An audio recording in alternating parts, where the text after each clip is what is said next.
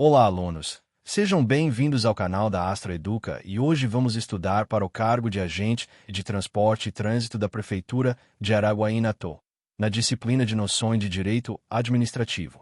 Nesta aula, a ideia é organizar todo o conteúdo do edital de um jeito claro, com conceitos, diferenças que a banca cobra e pontos que aparecem em questões práticas, especialmente aqueles ligados a atos administrativos, poderes da administração, responsabilidade civil do Estado, serviços públicos, organização administrativa, controle e improbidade. Para começar, precisamos separar Estado, governo e administração pública, porque a prova confunde muito esses termos. Estado é a organização política soberana, formada por povo, território e governo soberano, com capacidade de criar leis e impor decisões. Governo é a direção política do Estado em determinado período, ou seja, o conjunto de autoridades que define prioridades e orienta políticas públicas.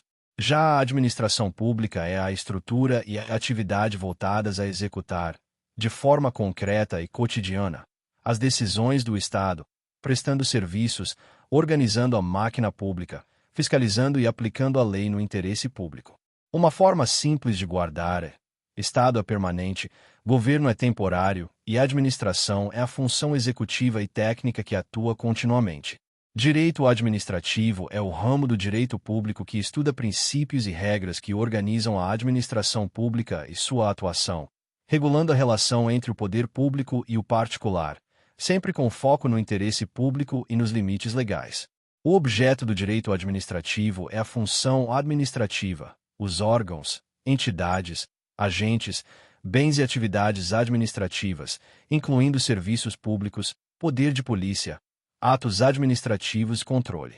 As fontes do direito administrativo incluem a Constituição, leis, decretos e regulamentos, além de princípios, jurisprudência, doutrina, em menor medida, costumes administrativos. Para a prova, o mais importante é entender que a Constituição e a lei são fontes centrais, e que regulamentos detalham a lei, mas não podem criar obrigações novas fora do que a lei autoriza. Ato administrativo é um tema obrigatório.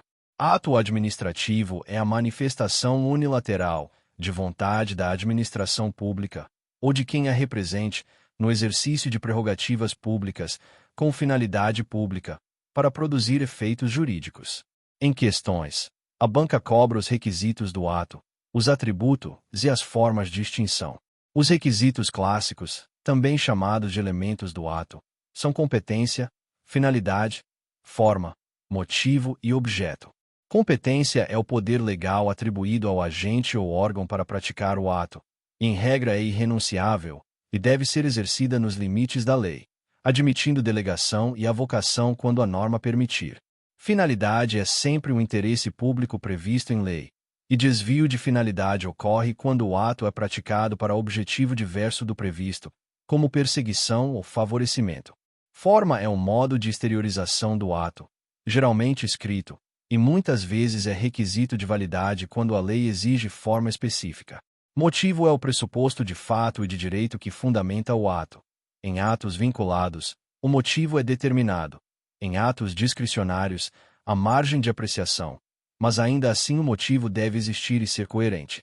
Objeto é o conteúdo do ato, aquilo que ele determina, cria, modifica ou extingue, e deve ser lícito, possível e adequado. Os atributos do ato administrativo são características que decorrem do regime de direito público. O primeiro é a presunção de legitimidade e veracidade, significando que o ato nasce válido e eficaz até prova em contrário, e os fatos alegados pela administração gozam de presunção relativa. O segundo é a imperatividade, que é o poder de impor obrigações ao particular independentemente de concordância, como ocorre em ordens e proibições administrativas. O terceiro é a autoexecutoriedade, que é a possibilidade de executar o ato diretamente, sem ordem judicial prévia, quando a lei autoriza ou quando a urgência e risco, sempre respeitando limites e controle posterior. O quarto é a tipicidade, que significa que o ato deve corresponder a formas previstas em lei, não existindo ato inventado fora das categorias legais. A classificação dos atos costuma aparecer em prova para identificar características. Pode haver ato vinculado, quando a lei define exatamente como agir, sem liberdade, e ato discricionário, quando a lei permite escolha dentro de limites, normalmente em aspecto de conveniência e oportunidade, mas sempre com finalidade pública e motivação adequada. Quanto ao alcance, há atos gerais e atos individuais. Quanto ao destinatário, atos internos e externos. Quanto à formação, há atos simples, praticados por um único órgão. Atos complexos, que dependem de manifestação de mais de um órgão para formar um único ato. E atos compostos, que têm um ato principal e um ato acessório de aprovação ou visto. Quanto ao conteúdo, pode aparecer licença, autorização, permissão, admissão, concessão, homologação, parecer e outros, dependendo do nível cobrado. A extinção do ato administrativo é outro ponto clássico e envolve cassação, anulação, revogação e convalidação. Cassação ocorre quando o particular descumpre condições para manter um ato válido, como uma licença que exige requisitos, e o beneficiário deixa de cumpri-los. Anulação é retirada do ato por ilegalidade. Pode ser feita pela própria administração, por autotutela ou pelo Poder Judiciário, e produz efeitos em regra retroativos, porque o ato era inválido desde a origem, respeitando situações consolidadas e boa-fé conforme a jurisprudência e a segurança jurídica. Revogação é retirada do ato por conveniência e oportunidade, ou seja, o ato era legal, mas deixou de ser útil ou adequado. Por isso, revogação não atinge atos vinculados em regra produz efeitos prospectivos, a partir da revogação.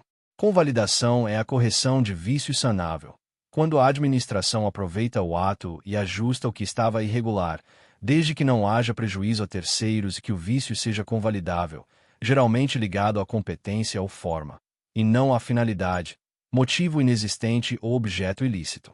Decadência administrativa aparece muito ligada à anulação de atos favoráveis. A ideia é que, por segurança jurídica, a administração não pode anular indefinidamente atos que geraram efeitos e beneficiaram o particular quando ele agiu de boa-fé. Em âmbito federal, a referência clássica é o prazo de 5 anos para anular atos favoráveis, contado da prática do ato, salvo comprovada má-fé. E essa lógica pode aparecer em prova como princípio de segurança jurídica e estabilidade das relações. Em municípios, pode haver regra própria, mas a ideia central para concurso é: existe limite temporal para anulação quando há boa-fé e consolidação de efeitos. Agora entramos nos poderes da administração pública: poder hierárquico, disciplinar, regulamentar e de polícia. O poder hierárquico é a organização interna da administração, permitindo distribuir competências, coordenar atividades, dar ordens, fiscalizar e rever atos de subordinados, dentro da estrutura administrativa. O poder disciplinar é a capacidade de apurar infrações funcionais e aplicar sanções a servidores e também a particulares sujeitos à disciplina administrativa em certas relações, como contratados. O poder regulamentar é a competência de editar decretos e regulamentos para detalhar a execução das leis, sem inovar de forma autônoma criando obrigações não previstas em lei. Em prova, o erro comum é achar que regulamento cria a lei. Regulamento apenas especifica a lei. O poder de polícia é a prerrogativa de condicionar e restringir direitos individuais em benefício do interesse público, para proteger segurança, higiene, ordem, tranquilidade, meio ambiente e outros valores coletivos. No trânsito, isso se conecta diretamente com fiscalização, autuação e medidas administrativas, que são expressões do poder de polícia, sempre dentro da competência legal do órgão. Uso e abuso do poder é um tema muito explorado. Uso do poder é exercício regular, dentro da lei e do interesse público. Abuso ocorre quando há excesso de poder, que é agir além da competência ou com intensidade indevida, e desvio de finalidade, que é usar o poder para objetivo ilegítimo. Em questões, abuso pode gerar nulidade do ato e responsabilização do agente. Regime jurídico-administrativo é a lógica de princípios e regras especiais que diferenciam a administração do particular. Ele é frequentemente resumido em 2 pilares: supremacia do interesse público, que justifica prerrogativas e poderes especiais, e indisponibilidade do interesse público, que impede que o gestor trate o interesse coletivo como se fosse seu, exigindo atuação vinculada, motivada e controlável. Daí surgem princípios e deveres. Princípios expressos e implícitos da administração pública são essenciais. Os expressos mais cobrados são legalidade, impessoalidade, moralidade, publicidade e eficiência. Legalidade, para a administração, significa só agir quando a lei autoriza. Impessoalidade significa finalidade pública e vedação de favorecimento e promoção pessoal. Moralidade exige ética e boa-fé administrativa, não apenas formalidade. Publicidade garante transparência como regra, com sigilo como exceção justificada. Eficiência impõe qualidade, produtividade e melhor uso de recursos. Entre princípios implícitos, aparecem finalidade, motivação, razoabilidade, proporcionalidade, segurança jurídica, continuidade do serviço público, autotutela, interesse público, devido processo administrativo e isonomia. Em prova, a banca gosta de casos práticos, atos sem motivação, decisão desproporcional, publicidade usada para autopromoção, e você identifica o princípio violado. Responsabilidade civil do Estado é outro bloco grande. Ela evoluiu historicamente de uma fase de responsabilidade, passando por modelos de responsabilidade subjetiva, até chegar à responsabilidade objetiva do Estado moderno, baseada no risco administrativo. No direito brasileiro, a regra constitucional é que o Estado responde objetivamente pelos danos que seus agentes, nessa qualidade, causarem a terceiros. Responsabilidade objetiva significa que não precisa provar culpa do Estado ou do agente para obter indenização. Basta demonstrar conduta estatal, dano e nexo causal. Isso vale principalmente para atos comissivos do Estado, ou seja, quando o Estado age e causa o dano, como uma atuação administrativa que gera prejuízo. Responsabilidade por omissão do Estado exige mais cuidado.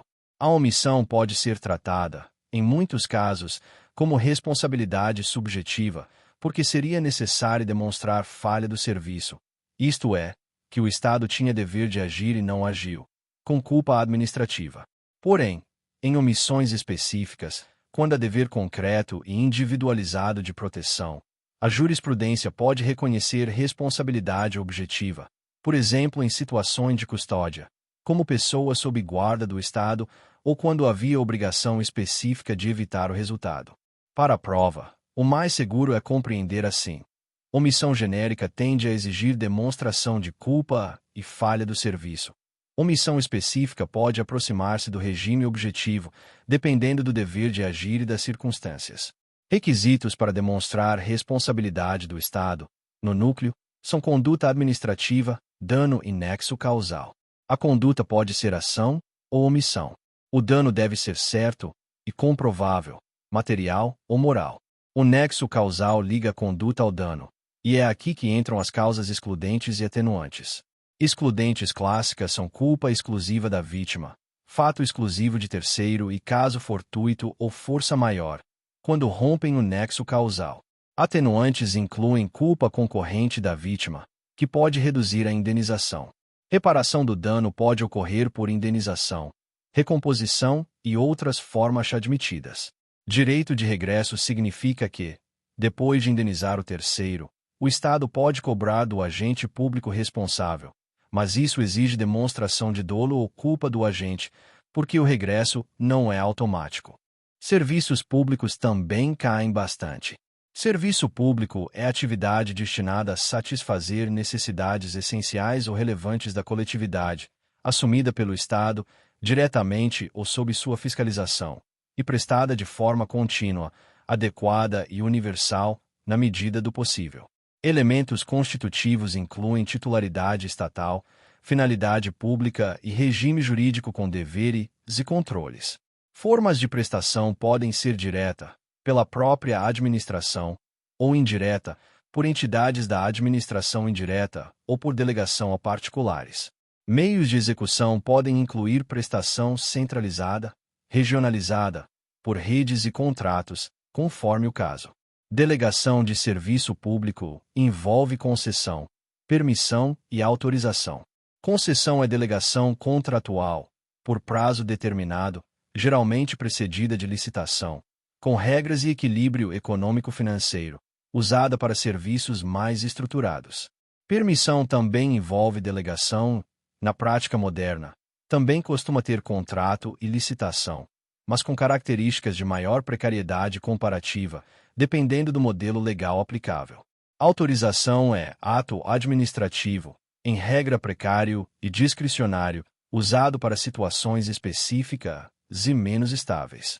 Em prova, o núcleo é: concessão e permissão têm vínculo mais formal e exigem procedimento, enquanto autorização é ato unilateral e precário, podendo ser revogada conforme interesse público, respeitando a legalidade e direitos eventualmente consolidados.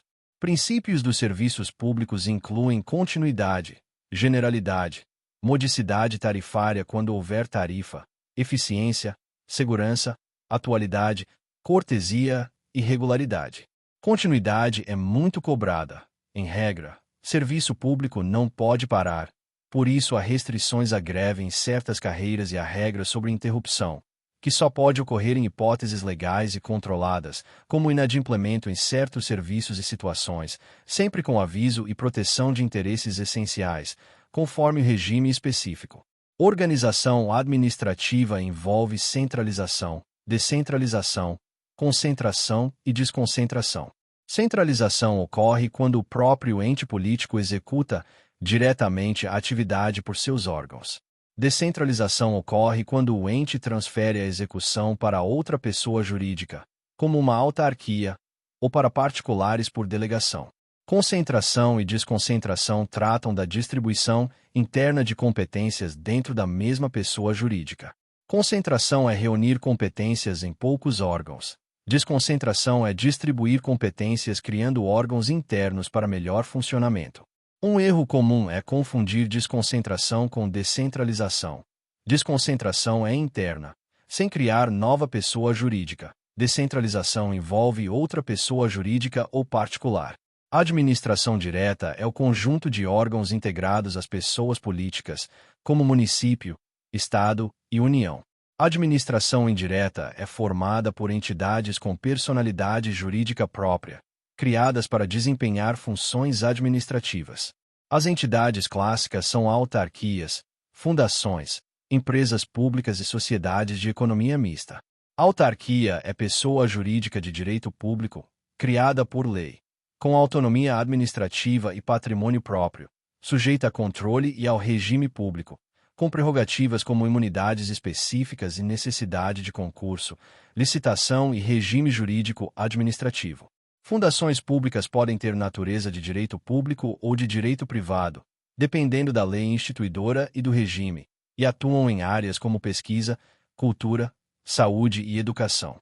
Empresas públicas são pessoas jurídicas de direito privado, com capital totalmente público, podendo ter qualquer forma societária admitida em direito, e atuam em atividades econômicas ou prestação de serviços, sujeitas a regras específicas de direito público em pontos como licitação e concurso, conforme a legislação.